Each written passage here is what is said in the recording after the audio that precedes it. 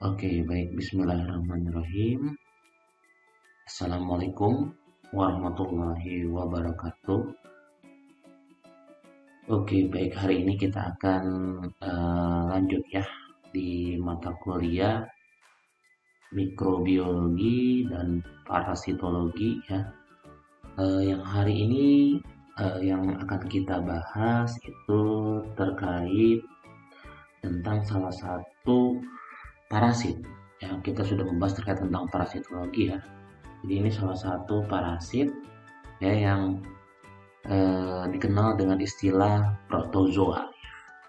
Oke, yang dikenal dengan istilah protozoa. Yuk kita lihat ya seperti apa yang akan kita bahas.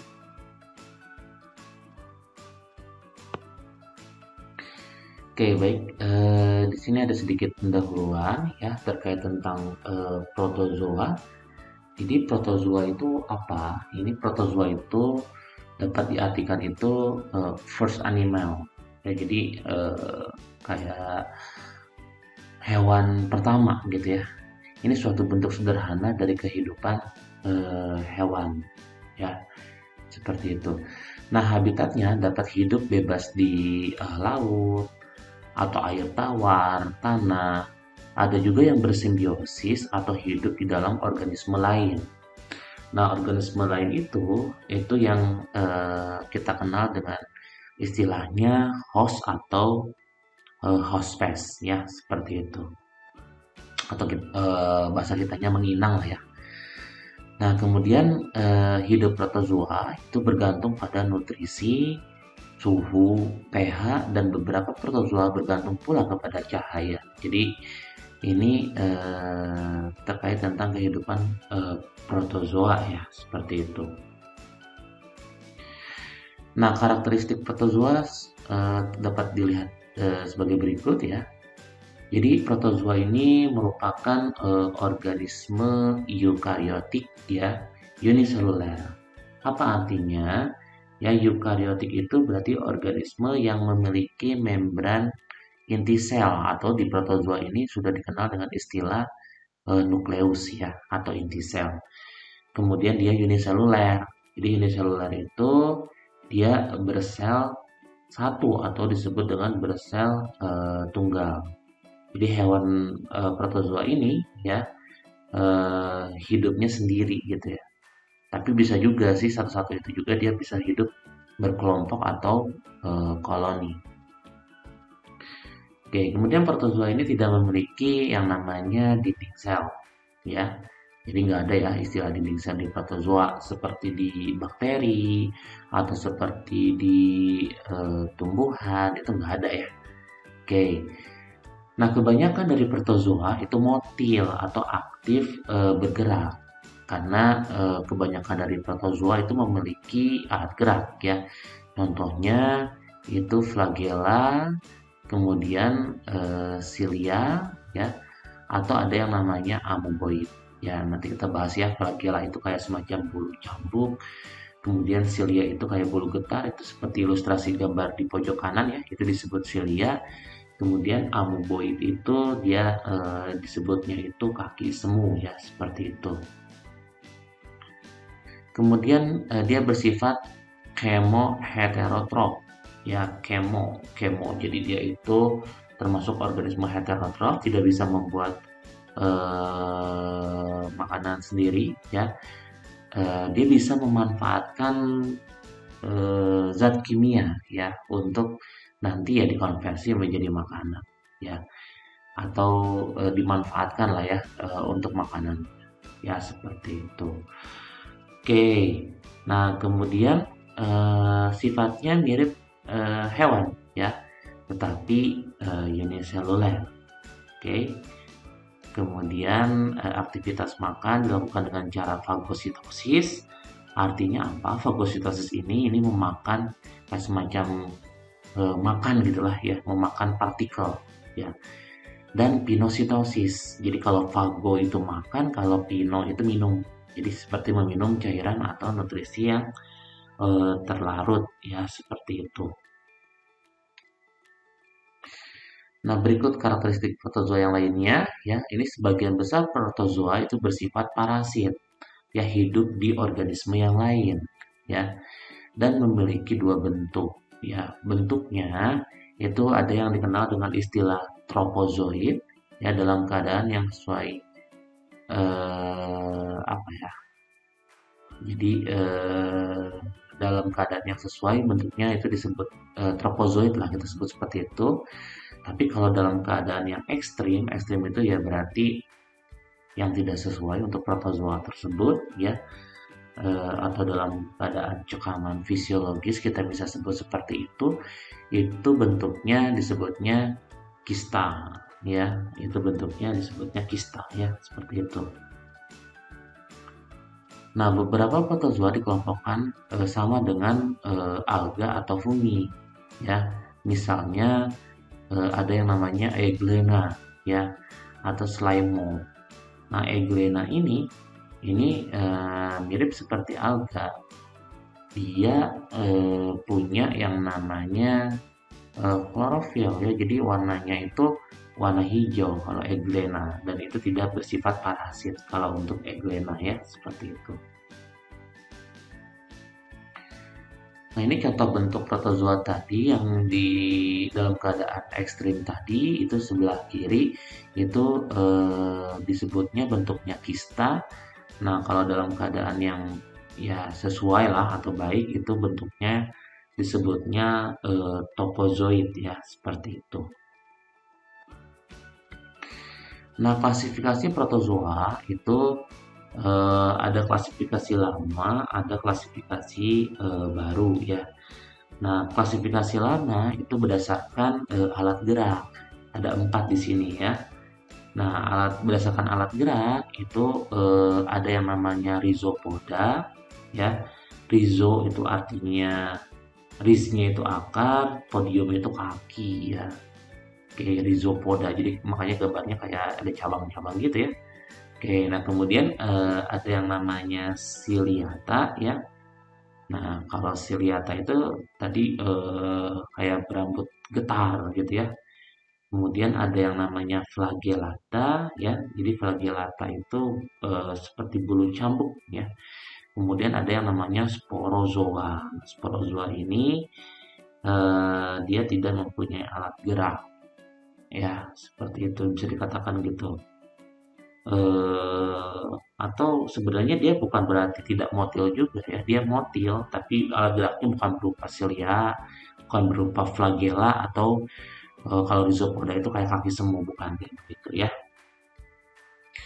Oke, nah ini contoh-contohnya. Jadi contoh dari yang rhizopoda ya, bergerak secara amoeboid disebutnya kaki semu ya, atau disebut dengan sarcodina. Itu contohnya Entamuba histolytica ya. Jadi Entamuba histolytica itu ini merupakan parasit ya yang menyebar di seluruh dunia, tetapi lebih banyak di daerah tropis dan subtropis ya. Hospesnya atau hostnya ini dia bisa menginang ke manusia ya, atau ada juga yang menginang ke kerak ya. Oke, nah yang menyerangnya ya disebut histolytica ya, berarti di pencernaan ya. Ini menyebabkan penyakitnya disebutnya amebiasis ya. Jadi amebiasis. Oke, nah kemudian yang berikutnya ini selain Entamuba histolytica ada juga sih sebenarnya yang nggak disebutkan di sini, ada yang namanya Entamuba coli ya. Dia juga hospesnya sama ya di manusia ya, di usus besar ya, seperti itu. Oke. Nah, kemudian yang kedua itu disebutnya Mastigopora atau flagellata. Jadi dia mempunyai alat geraknya disebut flagella. Nah, contohnya ini Trypanosoma brucei, varian gabiensis, kemudian ada Trichomonas vaginalis ya. Kita lihat ya. Nah, kita lihat ini contohnya itu Trichomonas vaginalis. Dia hospesnya itu pada manusia ya. pada daerah vagina, berarti ini pada perempuan. Tapi tidak hanya pada perempuan di sini, tapi juga bisa menyerang pria, ya. Oke, karena nggak hanya di bagian vagina saja dia ininya apa menyerangnya, tapi ada pada bagian uretra, epididymis, dan prostat kalau pada laki-laki. Ya, seperti itu. Oke, kemudian contoh lain ya atau klasifikasi yang ketiga itu silia ya atau ciliata ya. Jadi dia punya alat gerak bulu getar itu disebut silia ya. Contohnya Balantidium coli. Nah, Balantidium coli ini kalau kita lihat host space-nya ya, jadi host space-nya itu bisa pada hewan yang namanya babi, ada beberapa juga yang menyerang ke kera ya. Jadi ini penyakit yang disebabkan oleh Balantidium coli itu termasuk dalam penyakit zoonosis ya. Zoonosis ya, maksudnya zoonosis itu apa? Ini penyakit yang menyerang hewan gitu ya, seperti itu. Oke, kemudian yang terakhir, penggolongan terakhir berdasarkan alat gerak itu disebut dengan sporozoa ya. Di sporozoa itu di dalam keterangannya tidak ada bentuk dewasanya. Contohnya di sini Plasmodium, kemudian Toxoplasma. Ya, Plasmodium kemarin sudah banyak dibahas juga terkait pada saat kita belajar terkait tentang parasitologi secara umum ya.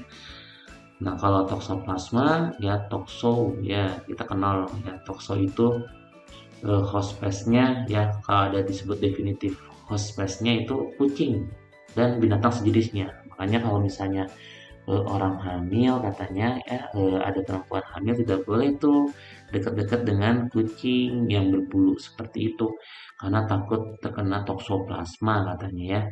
Ya, toksoplasma itu ada di bulu-bulu kucingnya atau sejenisnya lah ya. Nah, kalau hospes perantaranya itu bisa ke manusia, burung, atau mamalia lain. Ini bisa menyebabkan yang namanya toksoplasmosis.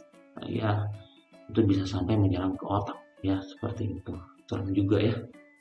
Oke, nah kalau plasmodium itu yang menyebabkan penyakit demam berdarah ya. Nah, kemudian ada klasifikasi protozoa yang baru, ini sejak 1986, tapi kadang suka tidak disebutkan di beberapa referensi ya. Ini berdasarkan struktur sel di bawah mikroskop elektron. Jadi mikroskop elektron itu mikroskop yang sampai pembesarannya bisa sampai ke ke tingkat nano gitu ya, 10 pangkat minus 9. Ada beberapa film di sini ya, dibagi sekitaran 7 film. Ya, yang pertama itu disebut Sarcomastygopora, contohnya Trypanosoma ya. Ini ada subfilum, ada 3 subfilum lagi, ada Mastygopora, ada Opalinata, dan ada Sarcodina.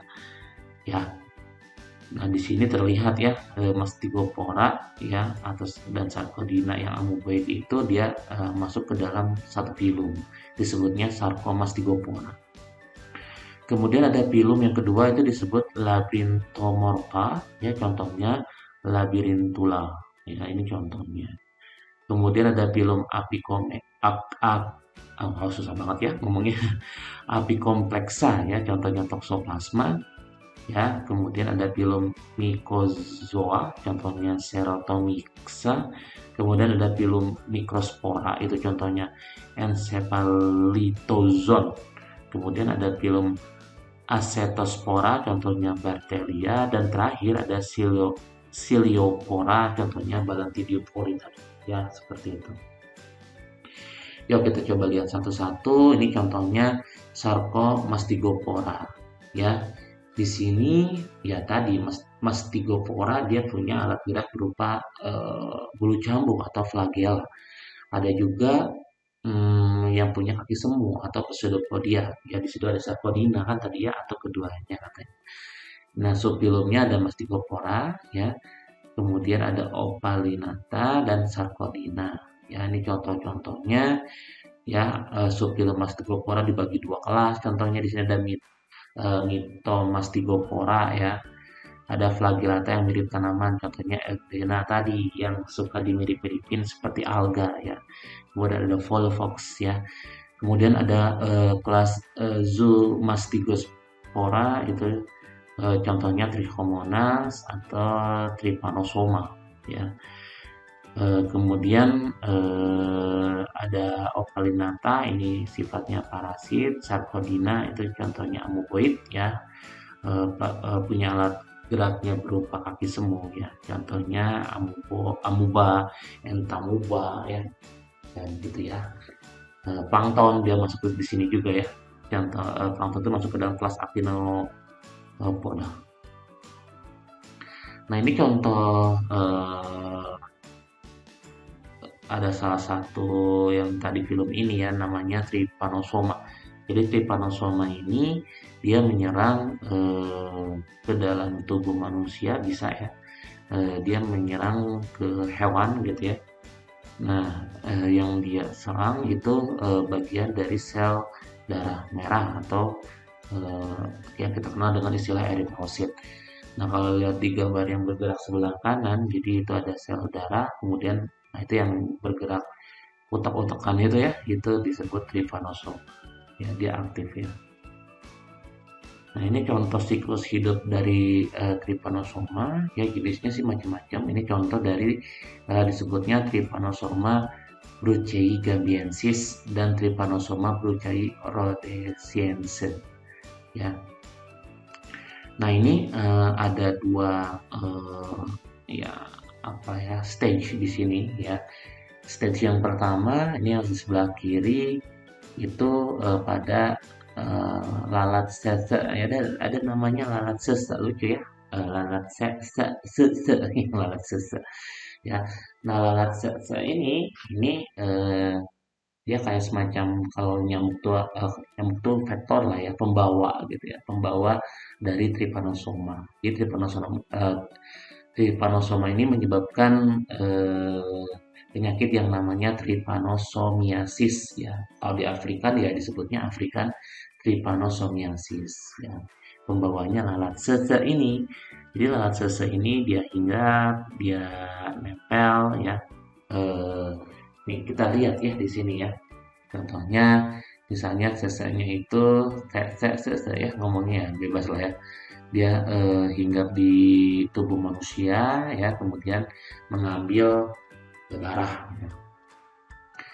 Oke, kemudian kalau misalnya di dalam tubuh manusianya itu ada kayak apa ya?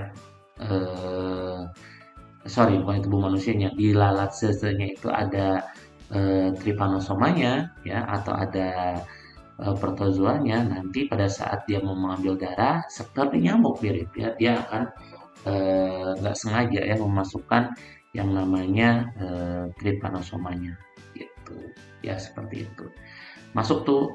Nah, nanti trypanosomanya itu akan ya disebutnya ya melakukan transformasi ya, berubah gitu ya, dan sampai dia menyerang ke bagian darah gitu ya, atau ada limpa gitu ya, atau cairan sumsum tulang belakang. Itu sering juga ya penyakit eh, trypanosomiasis ini ya.